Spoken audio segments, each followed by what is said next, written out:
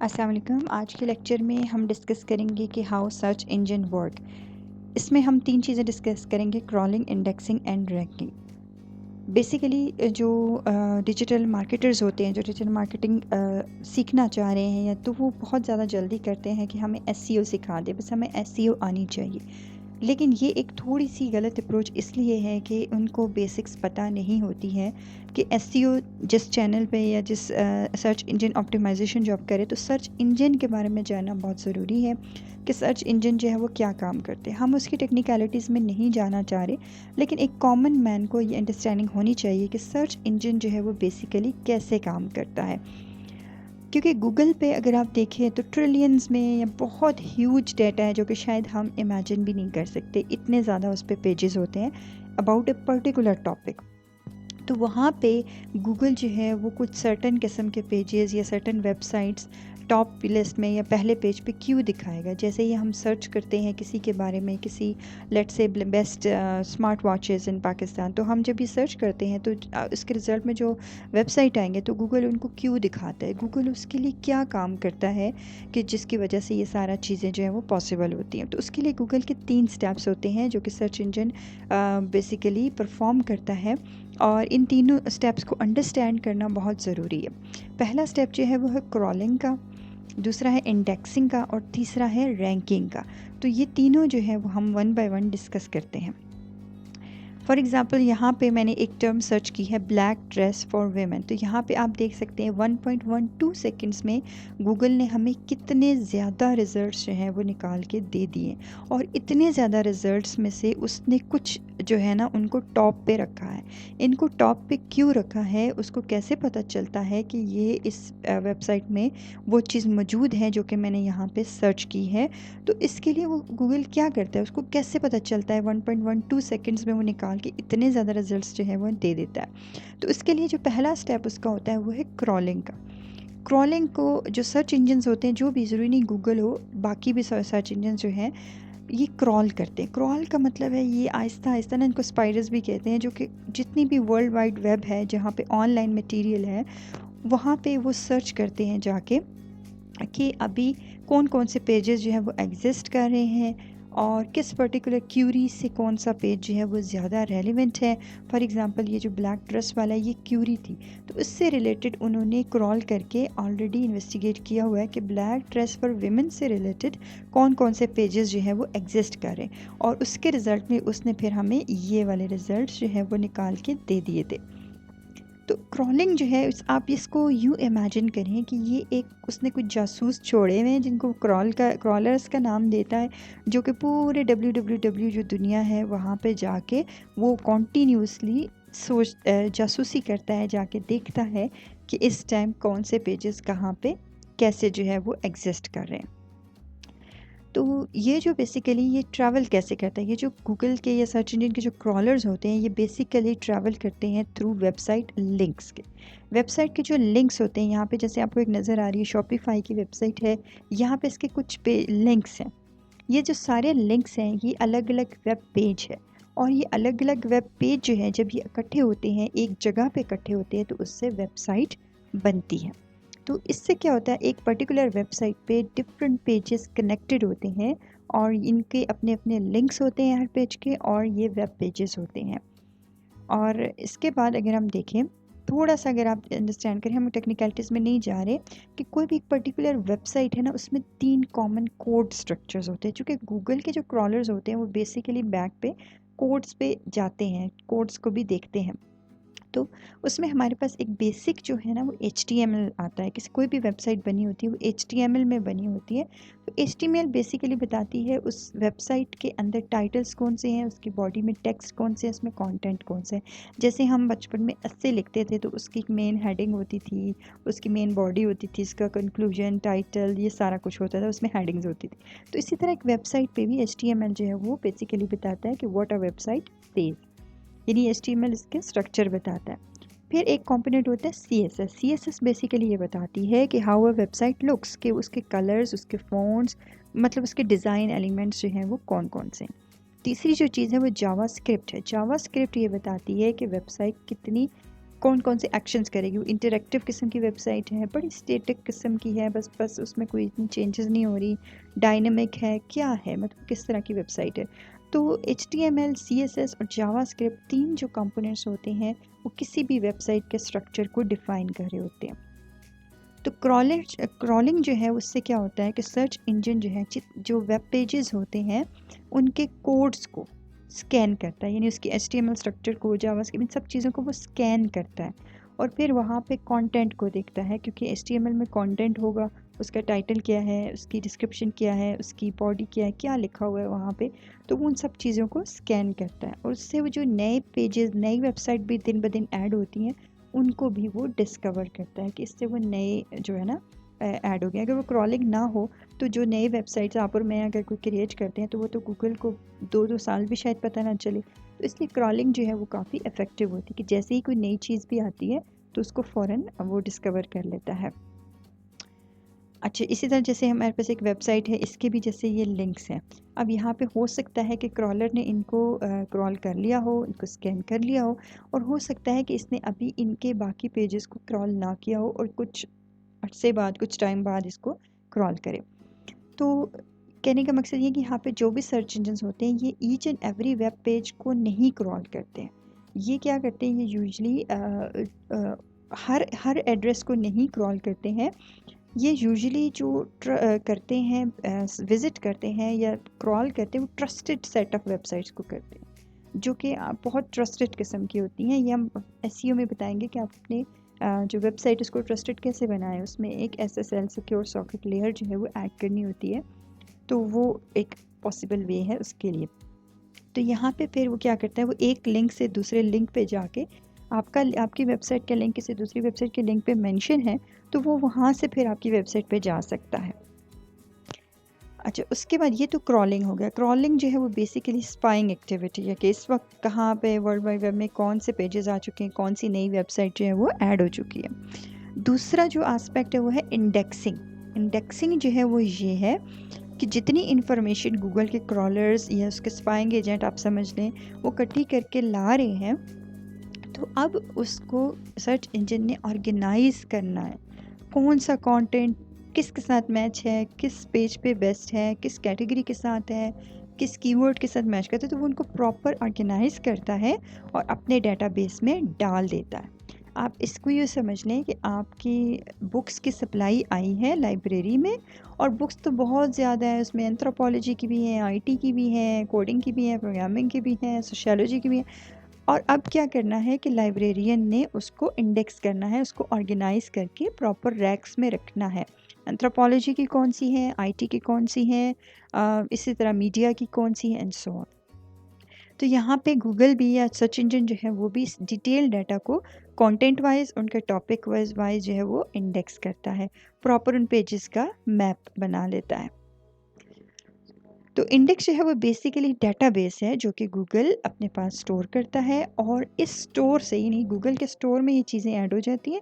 तो गूगल जैसे ही कोई पर्सन गूगल पे सर्च करता है तो गूगल को पता रहता है कि हमारे स्टोर में ये चीज़ें मौजूद हैं इस पर्टिकुलर क्यूरी से रिलेटेड, तो वो फ़ौरन उनको निकाल के डिस्प्ले कर देता है। इसकी एग्ज़ाम्पल अगर हम थोड़ी सी अगर हम सर्च करें देखें तो वो ये है कि जैसे फॉर एग्ज़ाम्पल एक टर्म है ब्लैक ड्रेस की। तो ब्लैक ड्रेस से रिलेटेड जो गूगल ने जब क्रॉलिंग की है तो ब्लैक ड्रेस से रिलेटेड उसको काफ़ी ज़्यादा मटेरियल मिल गया, पर्टिकुलर कोई वेबसाइट मिल गई, कोई वेब पेज, कोई ब्लॉग, कोई भी ऐसा जो है ना कंटेंट है वो उसको मिल गया, फेसबुक पेज, कोई भी चीज़ मिल गई उसको। तो वो जब क्रॉलर जो है वो लेके आए वापस तो गूगल क्या करेगा, उसको अपने स्टोर में इंडेक्स करके रख देगा। फॉर एग्ज़ाम्पल पॉसिबल इंडेक्सिंग या कैटेगरीज हो सकती हैं black dress for kids, black dress for main, black dress for women, for girls, for old people. और इसके अलावा फर्दर इनके अंदर भी वो कैटेगरीज बनाएगा, प्रॉपर मैप बनाएगा। Black shirts, black kameez, black T shirt, sleeveless shirt, black round neck and so on. तो ये कैटेगरीज वो इनके साथ ऑर्गेनाइज करके अपने डाटा को अपने स्टोर में संभाल के रख लेगा। इसके आप थोड़ी सी एनालॉजी अगर हम ड्रा करें तो ये है कि जो वेब क्रॉलर्स हैं वो जस्ट लाइक ऐसा है कि आप एक ट्रॉली लेके अपने डिपार्टमेंटल स्टोर में एंटर हो जाते हैं। डिपार्टमेंटल स्टोर में तो वाइड वैरायटी ऑफ प्रोडक्ट्स हैं और हर कैटेगरी के प्रोडक्ट्स हैं। वेजिटेबल्स पे, फ्रेश भी, फ्रोज़न भी, गारमेंट्स भी, एवरीथिंग, कॉस्मेटिक्स, सब। और आप इन पूरे डिपार्टमेंट को क्रॉल करते हैं और वहाँ पे अपने जो आपको चीज़ें मिलती हैं वो आप अपनी ट्रॉली में इकट्ठे कर लेते हैं। अभी ट्रॉली में तो ये ऑर्गेनाइज नहीं है, लेकिन जब आप घर आते हैं तो घर आके आप इनको प्रॉपरली ऑर्गेनाइज करते हैं, वेजिटेबल्स को प्रॉपर रैक में रखते हैं, बाकी जो ग्रॉसरीज होती हैं उनको ऑर्गेनाइज करते हैं। तो समझ लें ये क्रॉलिंग है और ये इंडेक्सिंग है। आई होप कि यहाँ पे आपको डिफरेंस जो है वो क्लियर हो गया होगा।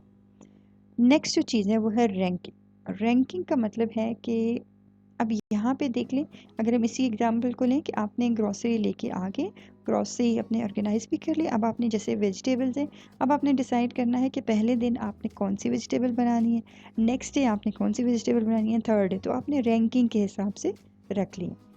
तो रैंकिंग जो है वो बेसिकली क्या है कि गूगल ने क्रॉल कर लिया, वर्ल्ड वाइड वेब को देख लिया, कहाँ पे कौन कौन से पेजेस एग्जिस्ट कर रहे हैं, वो इंफॉर्मेशन उठा के ले आया, गूगल अपने पास स्टोर में उसने स्टोर कर लिया, उसको ऑर्गेनाइज कर लिया। अब उसने क्या करना है, कौन सा जो मटेरियल है, कौन सा वेब पेज है, कौन सी वेबसाइट है जो कि टॉप पे है, जो कि बेस्ट रेलिवेंट है किसी एक पर्टिकुलर सर्च के लिए। फॉर एग्ज़ाम्पल यहाँ पे मैंने क्यूरी डाली है स्मार्ट वॉचेस की। जैसे ही मैंने स्मार्ट वॉचेस की डाली तो यहाँ पे आप देख सकते हैं कितने ज़्यादा रिजल्ट्स आ चुके हैं 1.12 सेकंड्स में।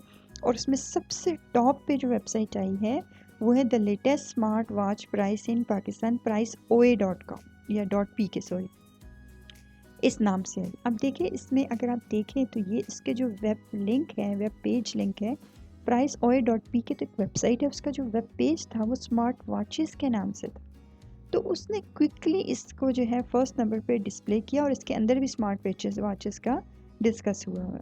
नेक्स्ट उसने teleMart.pk के नाम से किया और उसमें उसने क्या किया, उसने उसके अंदर मेंस फैशन का जो है वो सर्च किया और मेंस फैशन के अंदर मेंस एस वॉचेस जो है वो बेसिकली उसने शो किए। तो फर्स्ट नंबर पे ये जो priceoa.pk है ये स्मार्ट वॉचेस के साथ सबसे ज़्यादा रेलिवेंट थी मेरी क्यूरी के साथ। तो यहाँ पे गूगल ने क्या देखा, गूगल ने इंटरप्रेट किया कि मेरी यूज़र जो क्यूरी थी इसका क्या इंटेंशन है, ये क्या चाह रही है। फिर वो वेब पेजेस को आइडेंटिफाई करते हैं अपने स्टोर में जो उसने इंडेक्स करके रखे थे कि कौन से हमारे पास मौजूद है। फिर वो उसको रैंक करता है कि कौन सा सबसे ज़्यादा रेलिवेंट है, कौन सा सबसे इम्पॉर्टेंट है जो कि यूज़र की सर्च के साथ मैच करता है।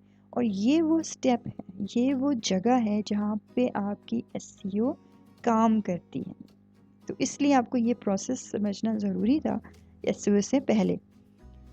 अब यहाँ पे दो चीज़ें हमारे पास आती हैं, एक रेलेवेंस और इम्पोर्टेंस, जो कि हमने जिक्र किया कि गूगल उनको फर्स्ट पे लेके आता है जो रेलेवेंट होते हैं और जो इम्पोर्टेंट होते हैं। रेलेवेंट का मतलब है कि क्यूरी के साथ सबसे बेस्ट मैच किसका हो रहा है, जो क्यूरी है वो क्या चाह रही है। जैसे स्मार्ट वॉचेस की क्यूरी थी तो उसके साथ जो बेस्ट मैच रेलेवेंट था वो उसने priceoa.pk जो है उसने डिस्प्ले किया।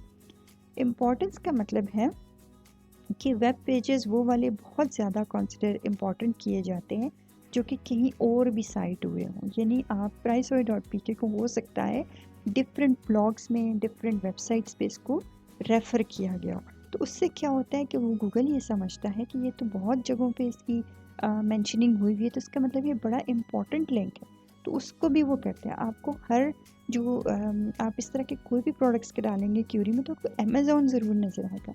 अमेज़ॉन इसलिए कि अमेज़ॉन बहुत इम्पॉर्टेंट समझा जाता है एसईओ के लिहाज से, रेलेवेंट भी है लेकिन वो इम्पॉर्टेंट है क्योंकि वो हर जगह, हर ब्लॉग, हर फोरम पे जो है ना अमेज़ॉन को एक तरह से उसके लिंक्स जो हैं वहाँ पे मौजूद होते हैं। तो इसलिए गूगल उसको बहुत इम्पॉर्टेंट जो है वो समझता है। अब यहाँ पे अगर हम देखें, एग्जांपल ले लें, यहाँ पे ब्लैक ड्रेस फॉर वेमेन मैंने सर्च किया और यहाँ पे ब्लैक ड्रेसेस फॉर गर्ल्स मैंने सर्च किया। तो ब्लैक ड्रेस फॉर गर्ल्स और ब्लैक ड्रेसेस फॉर वेमेन जो है, अगर यहाँ पे अगर हम उसको छोड़ के यहाँ पे आए, black dress for women and black dress for girls, जब मैंने black dress for women search किया तो यहाँ पे इसके जो रिज़ल्ट्स आए ये डिफरेंट थे और ब्लैक ड्रेस फॉर गर्ल्स जो है वो मैंने सर्च किया तो उसके रिज़ल्ट्स की तादाद डिफरेंट आई। अब इस क्यूरी टर्म में सिर्फ एक डिफरेंस आया, वो ये था इस साइड पे वेमेन है और इस साइड पे गर्ल्स, बाकी स्पेलिंग बिल्कुल सेम है लेकिन रिजल्ट्स में डिफरेंट आ गया। अब यहाँ पे इस क्यूरी के मुताबिक सबसे जो टॉप पे शो हुई है वो है Myntra.com। Myntra.com जो है buy black dresses for women in India, क्योंकि इसके टाइटल में black dresses for women exact ये वर्ड यूज़ हो रहा है जो मैंने सर्च किया था, तो इसलिए गूगल ने इसको टॉप पे रखा। नेक्स्ट जो है वो अमेज़ोन का है। थर्ड हमारे पास next.co.uk आया। फोर्थ नंबर पे parkstyle.pk आया। और अगर हम इस साइड पे हैं ब्लैक ड्रेस फॉर गर्ल्स पे, तो टॉप पे जो आया वो पिन इंटरेस्ट के आए, क्योंकि पिन इंटरेस्ट में यहाँ पे आप देख लें black dress design girls ideas, तो यहाँ पे इसके डिस्क्रिप्शन में देखें black dress design for girls आया है, और ये वही है जो मेरी क्यूरी के साथ मैच कर रहा है, यानी ये रेलिवेंट है फॉर माई क्यूरी। और Amazon.com ये भी है, ये भी वैसे ही आया है। अब इसमें अगर आप देखें तो इसकी मैटर डिस्क्रिप्शन में वो चीज़ नहीं है, लेकिन ये इम्पॉर्टेंट है क्योंकि ये हर जगह पे कोड होता है, साइट होता है। और उसके बाद जो उसने बाकी दिए थे stylostreet.com के नाम से आया और fashionkidunia.com। आप देखिए क्यूरी में सिर्फ एक वर्ड का डिफरेंस है, बाकी सब सेम है, लेकिन रिजल्ट्स डिफरेंट आए। और उसकी वजह क्या है? उसकी वजह इसकी यहाँ पे कीवर्ड्स हैं, इसकी एसईओ पे है। कीवर्ड्स किसने कौन से यूज़ किए, गूगल उसके मुताबिक उनको फाइंड करके रैंक करके रखता है और फिर वो उसके हिसाब से डिस्प्ले करता है। तो ये जो रेलेवेंस है, ये जो इम्पोर्टेंस है, इसके लिए ये कैसे काम होता है? बेसिकली गूगल के पास एल्गोरिथम्स, ये जो एल्गोरिथम्स हैं या वो क्या करते हैं, algorithms basically collection of formulas हैं जो कि किसी भी पर्टिकुलर पेज की रेलेवेंस को जज करते हैं, इसकी इंपॉर्टेंस को जज करते हैं, इसकी क्वालिटी को जज करते हैं।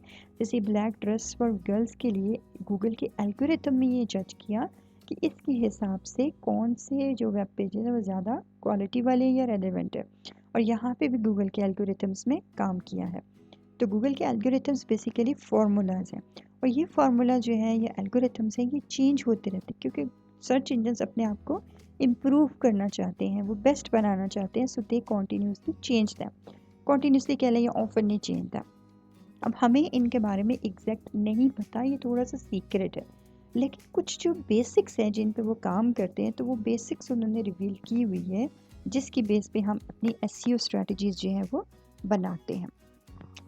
अब जब सर्च इंजन्स होते हैं, जब क्रॉल कर रहे होते हैं, तो कुछ चीज़ें हैं जो कि वो ज़्यादा नहीं देख सकते, उसके दौरान उनको ज़्यादा वो इफ़ेक्टिव नहीं होती क्रॉलिंग के दौरान। एक तो फ्लैश फाइल्स हैं, कि फ्लैश फाइल्स जो हैं जैसे एडोब फ्लैश फाइल्स हैं, वो एक्सट्रैक्ट तो कर लेता है इंफॉर्मेशन गूगल वहाँ से, लेकिन वहाँ उसको कम्प्लीटली जो है ना वो डिटेक्ट करना उसके लिए मुश्किल होता है, क्योंकि फ्लैश जो है वो पिक्टोरियल मीडियम है। तो जब आप अपने वेबसाइट पे फ्लैश यूज़ करते हैं, वैसे अब तो फ्लैश यूज़ नहीं होता है, लेकिन अगर आप यूज़ करते हैं और आप वहाँ पे टेक्स्ट को इंसर्ट नहीं करते उस फाइल को एक्सप्लेन करने के लिए कि ये क्या फ़ाइल है, या तो वहाँ पे फिर आपकी जो है ना वो बहुत डिफ़िकल्टी हो जाती है रैंकिंग में। तो बहुत से डिज़ाइनर जो है वो इसकी वजह से HTML5 as an alternative move कर चुके हैं, ताकि ये, क्योंकि ये सर्च इंजन फ्रेंडली है। उसके अलावा ऑडियो एंड वीडियो, जब आप जस्ट इमेजेस यूज़ करते हैं और तो सर्च इंजन को बहुत मुश्किल होता है अंडरस्टैंड करने, although वो पिक कर लेता है, लेकिन जब तक आप उसकी डिस्क्रिप्शन नहीं देते, टैग नहीं देते, MP3 फाइल्स हैं, आप उसके साथ टैग नहीं लगाते कि ये फ़ाइल क्या है, क्या शो करती है, कोई बिस्किट का इमेज है, कोई सॉन्ग है, तो उससे फिर सर्च इंजन्स को बहुत ज़्यादा मुश्किल होती है। Without tag, without description, audio and video को भी वो नहीं देख सकता, फ्लैश फाइल्स को भी ज़्यादा नहीं देख सकता।